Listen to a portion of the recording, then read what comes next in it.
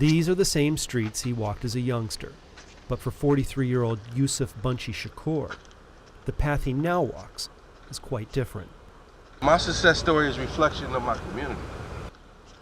He is an author, educator, and community leader on the streets of his West Side Detroit neighborhood, the very community he used to terrorize out of anger, growing up in devastating poverty. He terrorized people. He was terrible. Bad. Bad. He was wild, crazy, liked to fight. All he wanted to do was fight. That's all he wanted to do. He liked fighting. When you look at Detroit neighborhoods, they're nothing but a third world neighborhood. You know, we can identify with a third world country and what that looks like without resources. But we ignore what the third world conditions are here in America.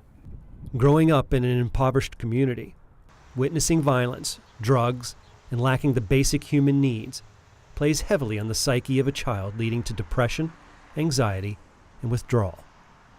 These children are waking up. They may not have had anything to eat the night before, and there's a good chance that they won't have any breakfast. Some of these children are living in abandoned homes, or there are many abandoned homes on their blocks.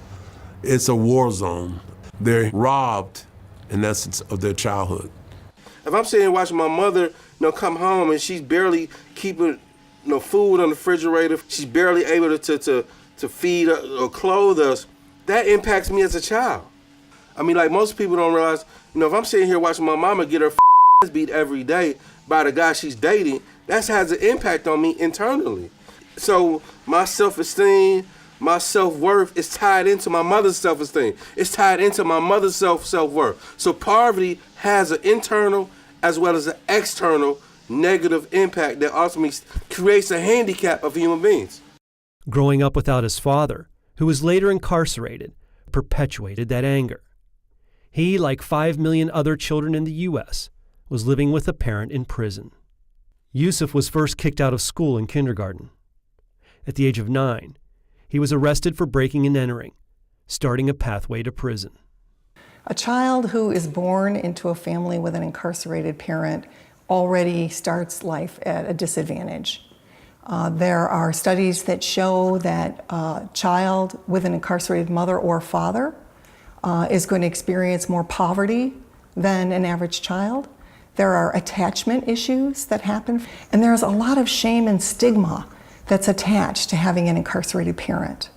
You have some who deeply resent it, feel that they're being punished for the sins of their father or their mother. The child has to be resilient, or either they find deviant ways to balance or to protect themselves. If we don't grab a hold of them by right then, we're in real trouble, because the next stage is their adolescence. And they're only adolescents partially. They are hardened. I became good at kicking somebody. I became good at running from the police. But the crazy thing was, when I wasn't doing those things, I was invisible. At the age of 13, Yusuf started the Zone 8 gang. By 15, he was thrown out of every public school in Detroit he attended. There are correctional officers that are now staffing schools.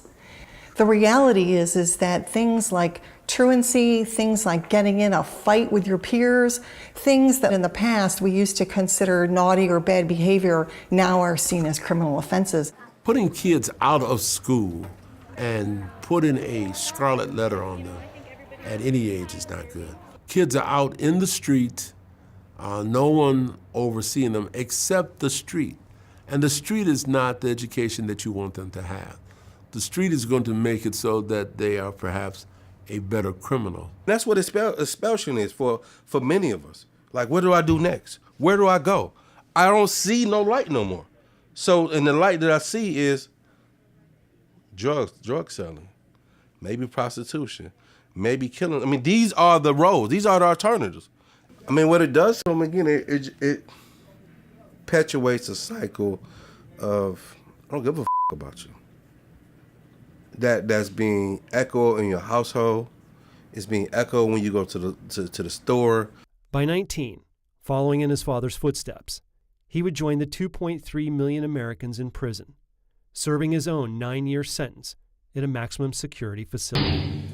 You want to know where these people come from. They're not just born this way. They are nurtured this way. You have devised a Frankenstein that has no heart. But the fact is that there's no one telling you that you can make it without being this ruthless monster that you turn into. So you see that kind of like this pipeline, right, that goes from poverty to incarceration of a parent, to stigmatization of a child being put in an out-of-home placement, child gets in trouble, gets into the juvenile justice system, and then pipelines into the adult justice system. It was here where his life was changed by another inmate at the Alger Corrections Facility. It was here where at the age of 20, that Yusuf met his father for the first time.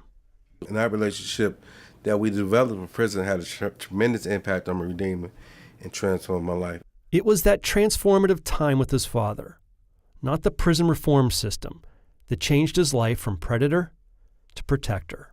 He looked at me and said, the greatest gift a parent can give his child is his precious time. And up to this point, I've neglected you and given my time.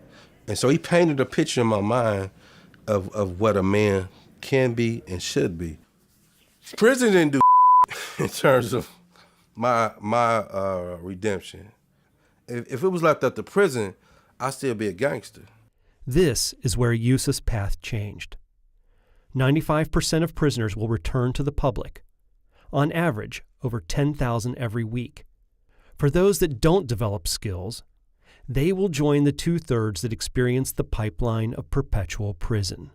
They find themselves in that spider web, which is that web of the system, where it becomes a revolving door of selling drugs, using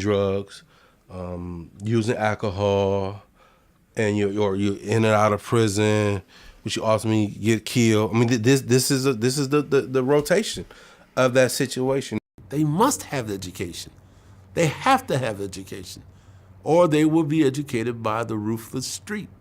And so we need to be able to develop a reentry that is one that will make sense. You're trying to reenter society, you want to get a job, you want to get housing, and you're stymied at every turn. And you're hit with all kinds of fines and fees that you have to pay, and if you're on tether, you're $10 to $15 a day on top of all of that. So you're setting people up then to fail. You're setting them up to be caught up into the system again and again and again. In the last 30 years, Michigan's prison population grew at 29 times the rate of the total population. However, re-entry funding has been cut by 37%. Consequently, many of those who are released do not possess the ability to obtain jobs, housing, and government assistance. That, in addition to the compiling court costs and other expenses associated with their incarceration, lead to daunting, unrealistic hurdles. What happens to that person who has not developed the skills to make it outside of what they've been conditioned to? Unfortunately, that they still function as a predator, and they don't necessarily understand that they're a predator, but that's what they are. What I'm saying is they cannot read. So how do you get a job if you can't read? You have to have a skill set. Non-skilled labor is dead. Michigan is one of only 4 states in the United States that spends more on its prison budget than it does on its higher education budget. We need to support saner justice policies that keep our kids out of prison, that provide treatment rather than incarceration. Sending many back to the streets doing the exact same thing that got them incarcerated in the first place. Yusuf was able to see the deeper seismic results of poverty, violence, and drugs that perpetuates this cycle. How many lives do we destroy? How much dope do we have to sell? So in selling dope, how many mothers do we've hurt? How many fathers we've killed or sent off to prison? Now the children have no mother, has no father. That's the cycle of poverty. This is how poverty is destroying black families, destroying black communities. It is that raw emotion that leads Yusuf to become a pillar of the community by opening up a bookstore, community center, and organize free backpack giveaways in his community. So we rose above poverty. Even though we're in poverty, we rose above it because of our love, because of our commitment. And get back on the right path, walking redemption road.